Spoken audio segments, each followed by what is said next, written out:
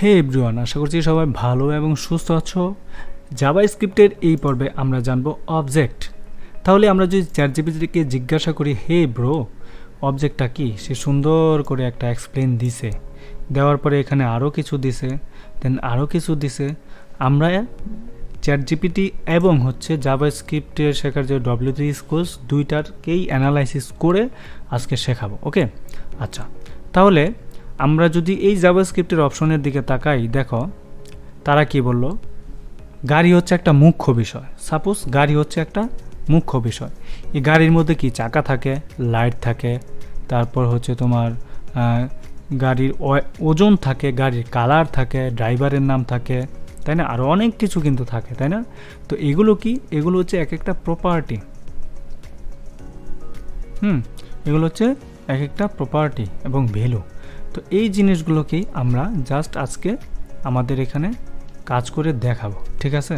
তো এটা কিভাবে, দেখো অনেক বড়, তাই না? এখানে বয়ের কোনো কারণ নাই, ডিটেলস ধরে ধরে দেখাবো একদম সুন্দর করে। ওকে, আচ্ছা, তাহলে প্রথমেই আমরা যে জিনিসগুলো লেট দিয়েও করতে পারি, কনস্ট বা লেট যে কোনো একটা দিয়ে আমরা করতে পারি, এখানে বয়ের কোনোই কারণ নাই, ঠিক আছে?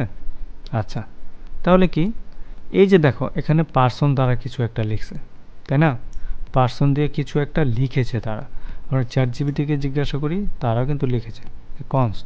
এখন কনস্ট দিয়ে কেন লিখলো, লেট বা ভার দিয়ে কেন লিখলো? কনস্ট মানে হচ্ছে যে জিনিসটা আর চেঞ্জ হবে না।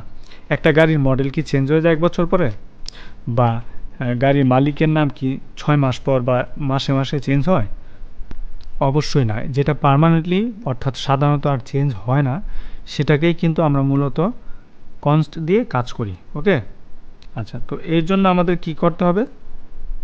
এর জন্য আমাদেরকে অবশ্যই আমাদের এটা চালু রাখতে হবে। লিখলাম, আমরা চালু রাখছি। রাখার পরে দেখো এখানে আমরা ডকুমেন্ট করব, ডকুমেন্ট ডট রাইট। দেখো ডকুমেন্ট ডট রাইট দিলাম, বাট এখানে আমরা কি দিয়ে কি পাবলিশ করব? এখানে দেখো সবার নাম কিন্তু একসাথে আমরা পাবলিশ করতে পারবো না। তো ডকুমেন্ট ডট রাইট দিয়ে ফার্স্ট ব্র্যাকেট দিব।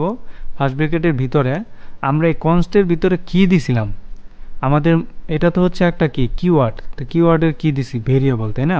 ভেরিয়েবলের নাম দিছি কি পার্সন। পার্সন দেওয়ার পরে ডট দিয়ে আমরা কি শো করাইতে চাচ্ছি, নেম, এজ, এগুলো হচ্ছে এক একটা প্রপার্টি। হ্যাঁ, অ্যাড্রেস, অ্যাড্রেসের ভিতরে সিটি এটা সেটা সবই আছে অ্যাড্রেসের ভিতরে, কিন্তু এটা তাহলে অ্যাড্রেসটা আমরা শো করাইতে চাচ্ছি, কথার কথা। দেন সেমিকোলন দিলাম। দেওয়ার পরে যদি আমরা আমাদের ইয়াতে যাই, দেখো এখানে কিন্তু অনেক অবজেক্ট আছে। হ্যাঁ, অনেক অবজেক্ট আছে।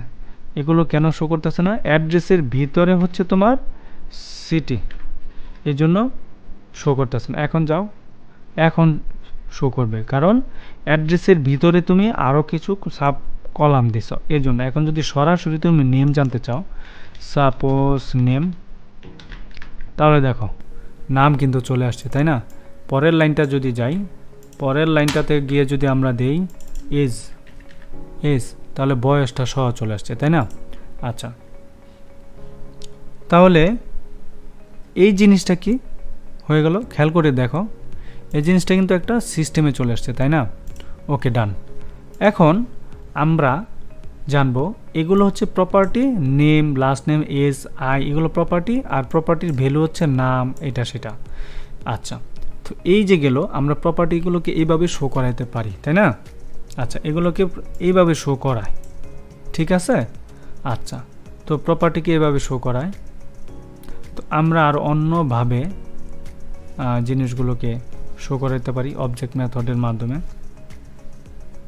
তো অবজেক্ট মেথডের মাধ্যমে যদি শো করাই, তাহলে আমরা এইভাবে শো করাইতে পারি প্রত্যেকটা অবজেক্টকে আলাদা আলাদা। তো আমরা ইন ডিটেলসে আরও আলোচনা করব যখন এগুলো নিয়ে আমরা কাজ করব তখন, কারণ যেহেতু টিউটোরিয়াল পারপাস, সেই ক্ষেত্রে আমরা এগুলো দেখতেছি বা বুঝতেছি কীভাবে। আচ্ছা, তো অন্যান্যভাবেও অবজেক্ট আমরা ইউজ করতে পারি, অবজেক্ট ডিলিটও করতে পারি। তো সেই জিনিসগুলো আমরা একটু ইজিলি শিখব, ঠিক আছে? তো ইজিলি শিখতে হইলে আমাদেরকে যে জিনিসগুলো জানা দরকার, সেই জিনিসগুলো আমরা জানবো। কিন্তু আপাতত এতটুকুই থাকুক যতটুকু আমরা শিখেছি। পরে আমরা আরও কিছু শিখব ডিপলিভাবে। Thank you so much.